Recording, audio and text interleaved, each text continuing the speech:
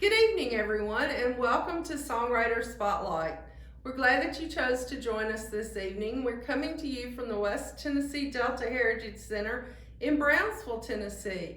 You may know us as home of the Tina Turner Museum, the Sleepy John Estes Home, as well as the West Tennessee Music Museum.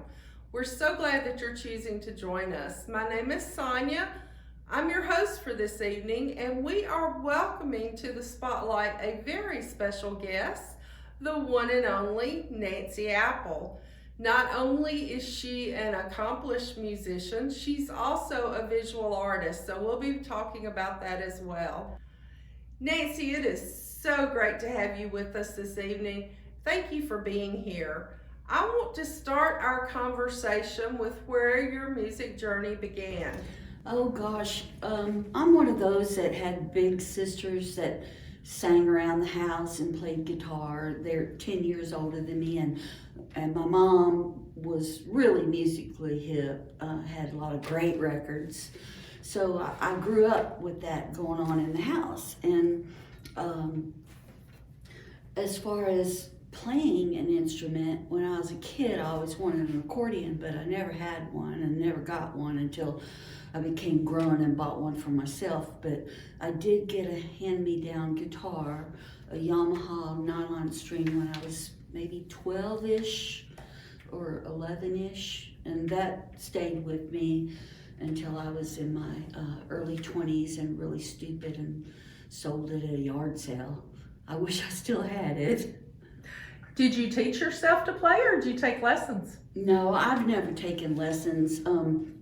I've had a couple people show me things that was just enough to open up a few doors to where I could dangerously explore on my own. And I'm dyslexic, so it's difficult to take lessons from somebody because I see them doing one thing and then I hear it a different way, or I'm visually dyslexic, and so it's difficult. I did piano lessons as a kid. My mom bought me this great Yamaha organ, which I still do have it, but I couldn't do what the teacher was asking me to do. I just wanted her to show me stuff and then me learn from there. And I think now that I'm grown, I know that it was hard for me to read the notes because I was seeing them differently than she was. Well, if you sold your guitar in your 20s, when did you pick it back up and start writing music? Oh, I had other guitars, but I think I wrote my first song when I was probably, before I even played guitar. I fancied myself as a young poet as a kid, and I always thought I'd be a poet or an artist or a musician, and then it ended up I did all three. So, but yeah, I wrote songs in my head a cappella, and then as far as figuring them out on guitar,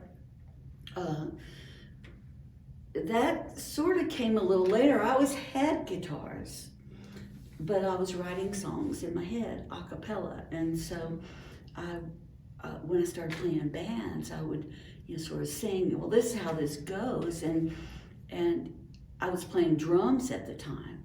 So it's kind of hard when you're, like playing drums and then you have this song and everybody's like, well, what key is that? And what are the chords? It's like, well, I'm not sure. Let me figure it out. So then I switched back to guitar. So did you grow up in Memphis? No. I was a military brat, and I always tell everybody, and this is the truth, I conceived in Texas, born in San Diego. My first memories are in the Philippines, where we moved not long after my birth, and then we moved to Memphis because Memphis was always kind of home to my dad, having come up being an Arkansas farm boy, and like so many others, Memphis being the town where everybody was drawn to so you can get out of the cotton patches. And so Memphis has always been home. Well, what's the first song you're going to play for us this evening? I'll do this one that I've had a little bit of luck with, and I hope I have a little bit more luck. Barbara Blue covered this song, and it's, I wrote it while I was in the New Mexican desert, but I'm looking at that moon and was kind of thinking about a guy, and that same old moon shining over Memphis, and Barbara was needing some songs for this record. I'm sitting around the campfire playing this thing, and I thought, well, man, I really should just finish this thing because it's might be good for Barbara. And so I finished it, and I called her on my way back to Memphis and said, hold the horses, I got a song for you that you got to hear. And I played it, and she liked it, and she does it differently than me, but that's what artists are supposed to do. So this is my version of it.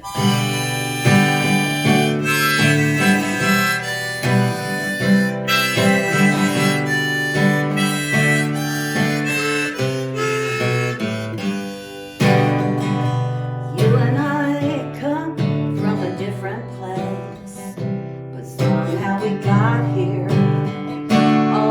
Leave me so amazed. I should thank the heavens for this blessing from above, and that moonlight over Memphis, moonlight over Memphis, moonlight over Memphis, just shining love. I'll always remember, I will never forget. You and I became more than friends. There was such a feeling like magic in the air, with that moonlight over Memphis, moonlight over Memphis, moonlight over Memphis, just shining love. The sun comes up, when the sun goes down, each and every day, trouble always comes around. But I look in your eyes, and I always see that moonlight over Memphis, moonlight over Memphis, moonlight over Memphis, just a shining love.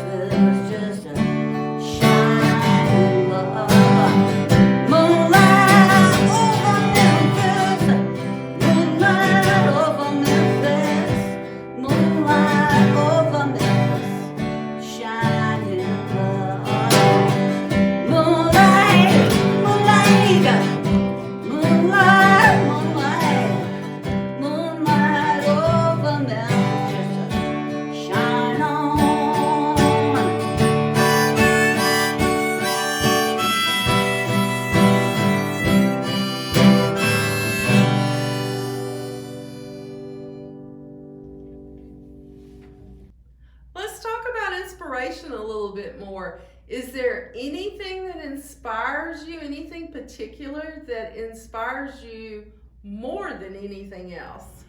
Oh, I think that what really gets me going is if I'm moving. I think being in motion. When you're sitting still, you're sitting still. It's neat to see things that you haven't seen before.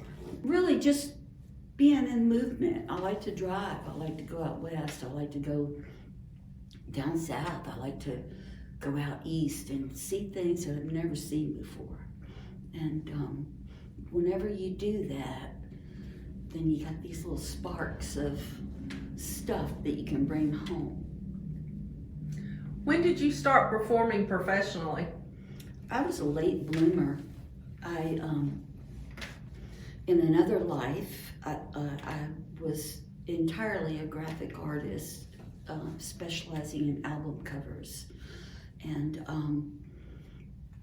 I was still a musician, but believe it or not, I was that kind of shy kid back, in school when I was real young.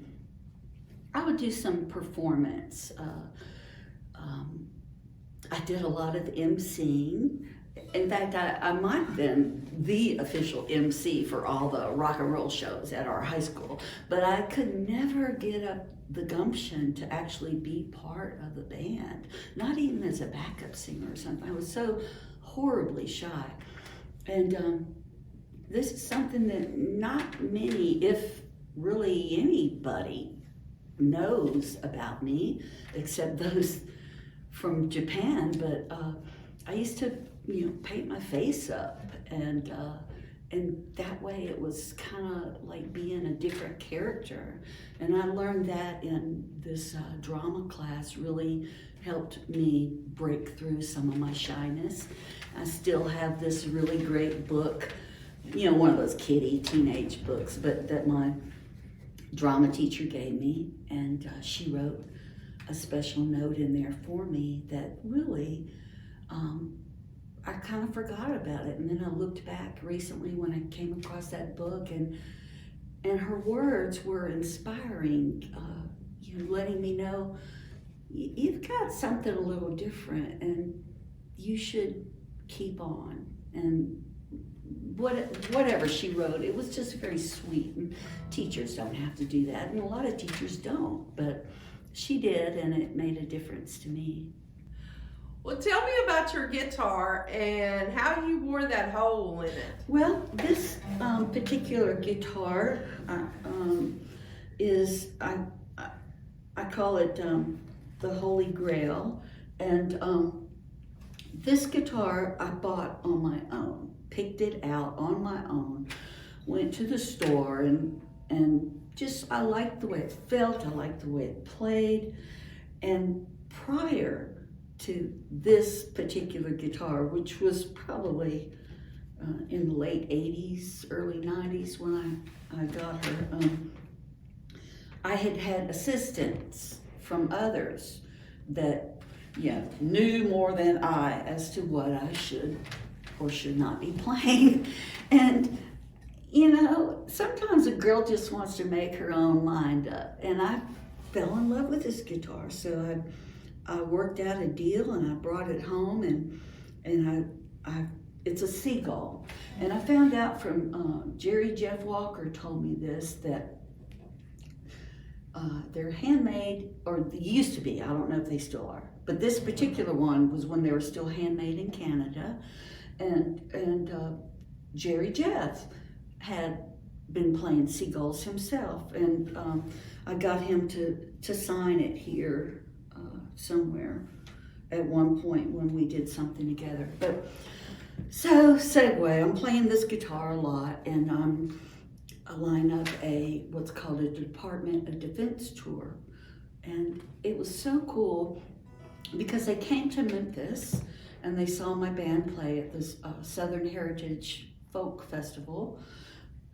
And that was my audition. And I said, well, I'm not going to be able to talk these guys into going overseas with me, but I'll have, other backup guys because the guys I was playing with were really good and high dollar folks, right? So I got hired, and I found me some younger guys that could learn my material, and we got all our shots and got our passports and hopped on a 19-hour flight and ended up in Seoul, Korea.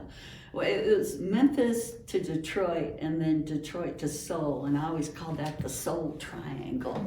And that was where we started the tour, based out of Seoul, Korea for 1 month. And it was military bases that we played. And to me, it just meant so much, because my dad having been in the military for 30 years, and me growing up where, being from Memphis, but overseas, you get to go to concerts like everywhere else, but sometimes people would come and perform in my dad's ship, or in the theater.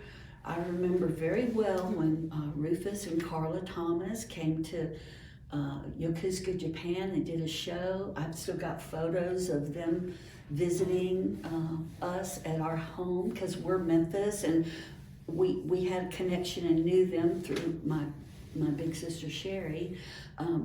My dad hosted, he was the flight deck guy on the big aircraft carriers. He made sure that all the planes were tip-top condition and running. He was the mechanic guy.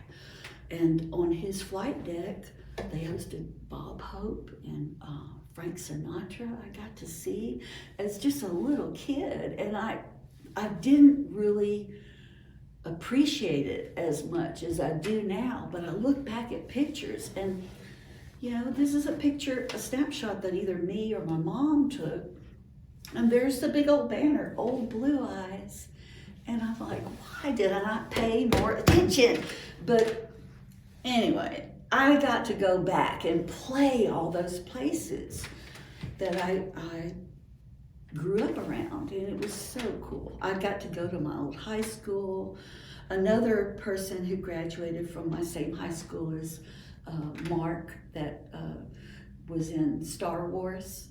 And so, they have this big old picture of him in there, and then they got this little picture of me. And I got to go to this club that my friend, who, same guitar mentor, Gary, his dad managed this club on the base, and of course, never got to go there because that was just for the officers, and plus we were just kids.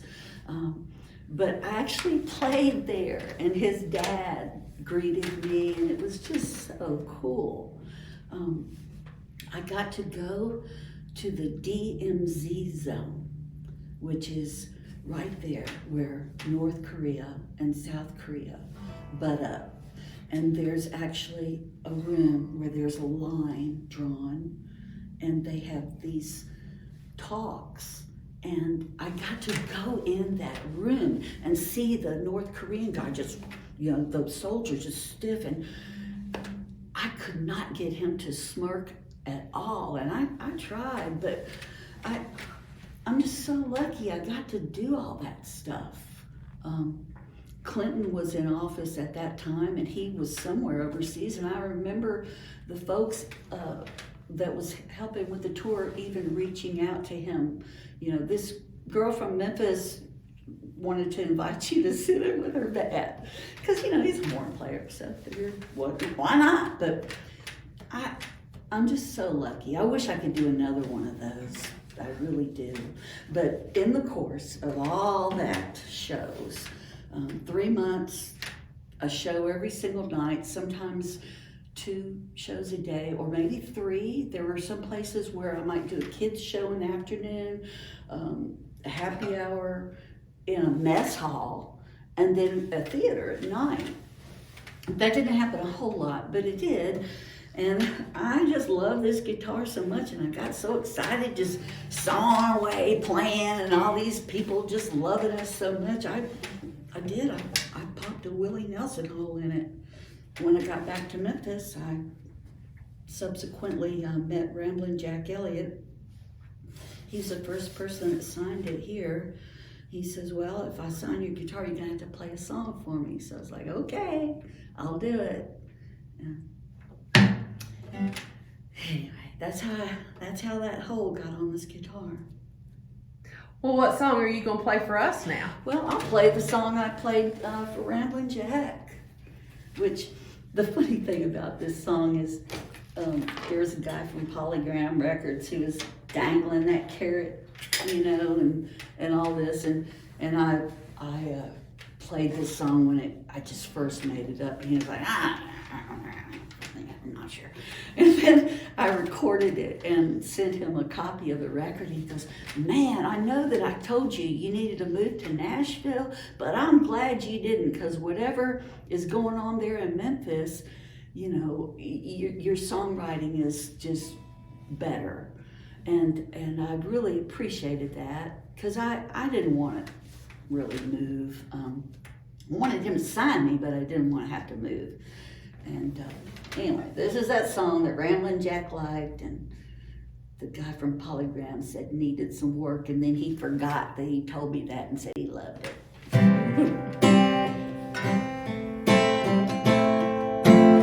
This is for all the girls. It's called Small Town Blues.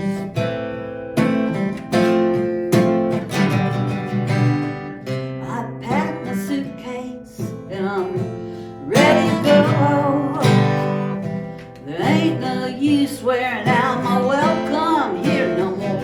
I hit the highway in my car, drive till the sun sets, to God knows where, God knows where. Now tell me, darling, just tell me straight, why you think I've been feeling this way? I got the small town blues, no one wins, everybody lose. Now that's too bad, soft as Mom and Pa, they fuss and fight. No, it's no wonder I feel like a Jane Doe in some faceless crowd in a no-name town. I'm gonna stick here. No, I ain't gonna stick around.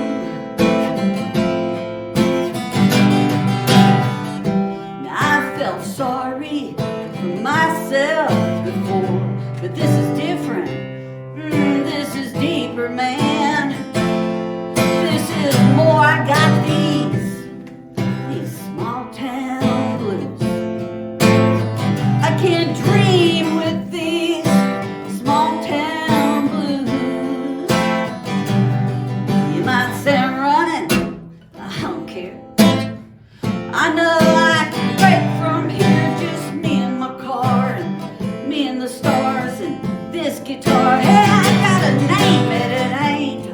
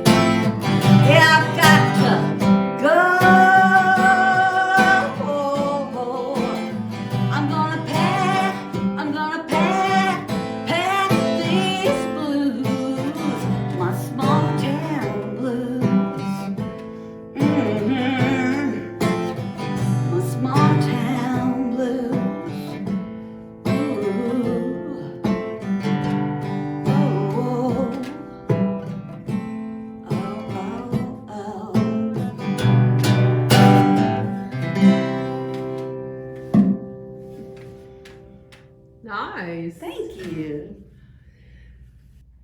Inspiration obviously comes from a lot of different directions with you. So tell me about the song Outside the Lines. I was wanting to co-write with Delta Joe Sanders, and he's hanging out in my house. We're out in the front yard, and I was showing him this thing that I'd come up with, and it was basically, the first verse, maybe second verse, and I said, I think I was going through a lazy phase, and it was easier to just get someone to co-write with me and finish the song than me do it myself. And I just wanted Delta Joe to help me out, and he really liked it. And so I just played it, and he said, well, let me think on that. And then so that night, I started, and Delta Joe, if you're watching, I think I've told you this before, but that night I was thinking, you lazy girl, just finish that song yourself. Why did you defer to a co-writer? Because it's almost done. And I was thinking about that as I went to sleep, and I dreamt about this song. And everything came to me. And so that next morning I got up, and I can't remember if I typed it out on my computer or wrote it out by hand, but I was gonna do the dreaded thing of calling Delta Joe and like, look man, I finished the song on my own, I'm good, And he called me first and said, Nancy, I finished that song last night. It was just all I could dream about. And I mean, it was so weird because Delta Joe at that time was in Moscow, Tennessee. I'm in my little pink house in the suburbs of East Fraser, Tennessee. And we dreamt kind of the same thing. And we started comparing notes over the phone. And it was just like, ding, ding, ding, ding, ding, ding, what is going on? But that's how that happened. And honestly, the part where it's creation is sown and daydreams roam, that's all Delta Joe. That wasn't me. I didn't get that in my dream. But the other stuff, we had the same lines. And I don't know, that's just some freaky stuff. And I can't explain it, but that's true what happened. And all I can say is, talk to Delta Joe, and he'll back me up on it. But anyway, can I do that song for you? Because it might make more sense. I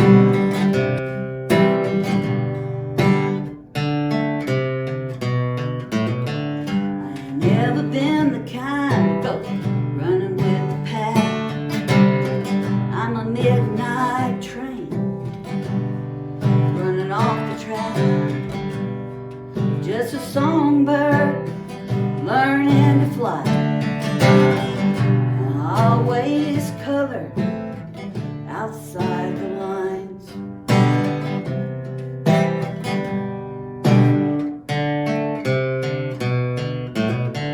Some people follow, some learn to lead. I guess I fall somewhere in between. I'm a desert weed, I'm a coyote's crowd, and I always tumble outside the lines.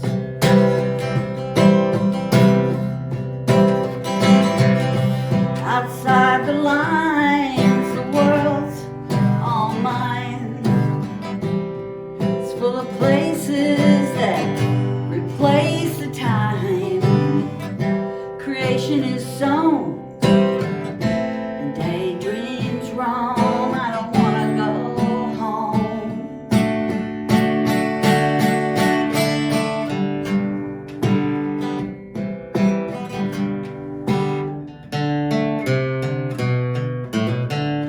I spend my days painting familiar themes, canvassing songs, and tinting dreams. If you look closely, you will find there's a world of color outside the lines.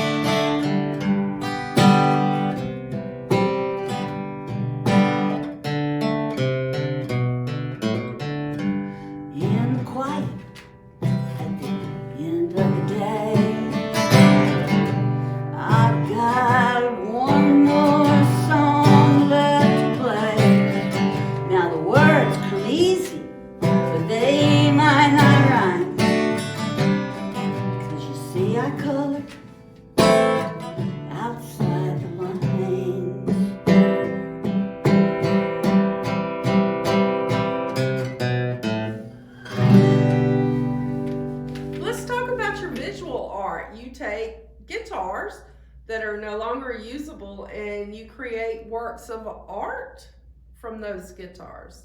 Yeah, I've been doing that since the 80s.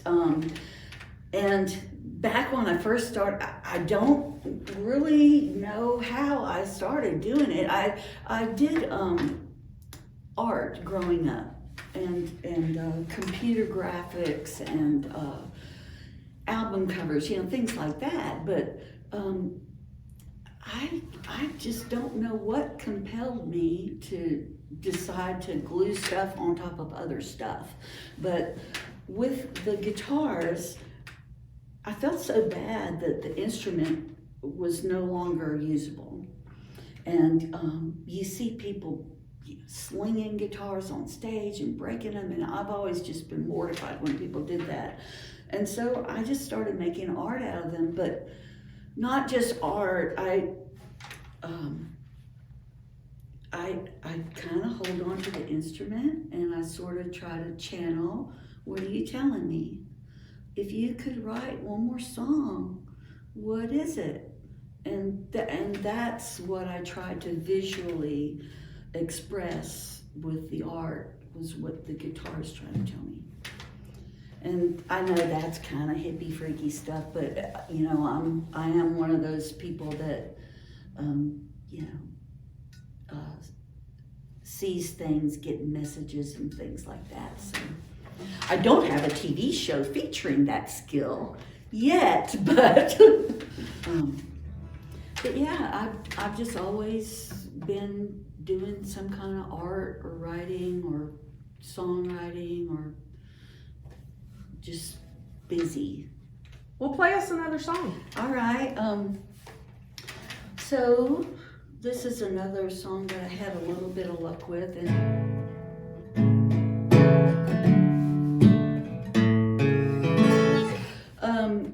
this song, I had a couple years that were really horrible, and dealing with a lot of passing away of loved ones, and I couldn't figure out how to articulate it. And I took a trip out to New Mexico with a dog of mine that I loved that was on her last leg, and this was going to be our last road trip together.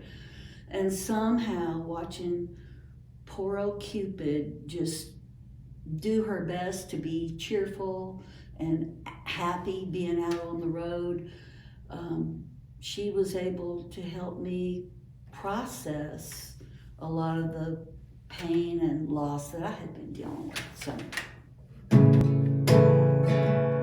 let's see.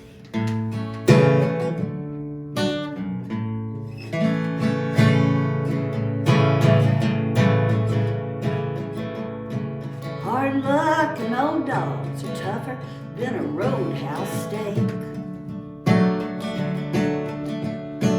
They'll lay around feeding on scraps that no other would take. They tug on your heart, and they bury themselves in your soul, where they live on inside you long after they're up. Lovers that bet on the future with no regard. That pride is stacked up against them in the cards. They throw a chance to win, let it fall where it may. But pride and love together is a big mistake. All you lose some, you win some, you lose. Throw down your best bet, but don't play the fool. You win some, you lose. Lose some, you win. You pick up the pieces of your life, play again.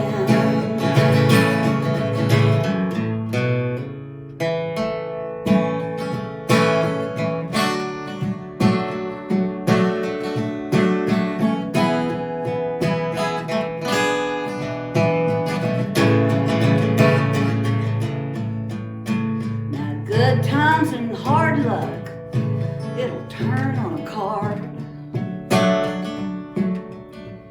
Sure's a tough old dog, seems to die hard. Winners and losers, well, we're all just the same.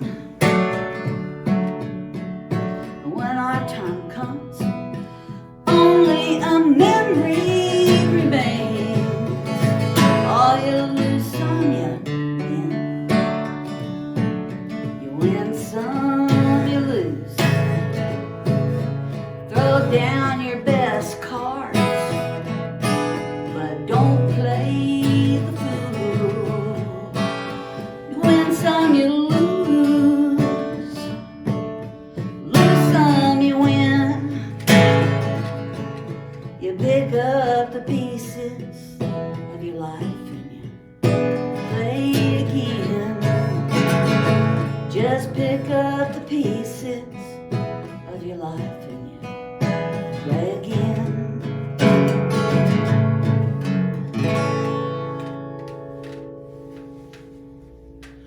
Well, let's tell folks how they can find you online and kind of follow your music. Well, you can find me on Facebook. Nancy Apple is my music page. If you really want to know what's going on day to day and learn a lot of personal junk, then go to my personal page. That's Nancy Apple from Memphis. And once you're there, I'm probably going to pester you to like my music page.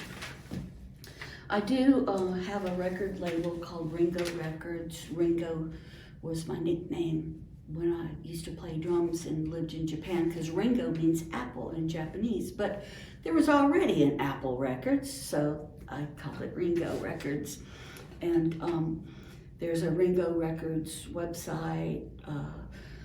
I'm on all those, digital platforms, and if you really want to help artists out, just reach out to me and buy physical product, because that's how, in case you didn't know, we really can keep in groceries, is selling the CDs and t-shirts and other stuff that we hawk to keep in groceries. Pay that rent. And if anybody wants to buy a guitar, I have a page that's Nancy Apple, the guitartist on Facebook. But I'm not hard to find, man. I'm just, Google me and I'm just embarrassingly all over the place. Thank you all so much for joining us. I hope that you've enjoyed Nancy as much as I have, and that you will plan to join us again in 2 weeks for another Songwriter Spotlight.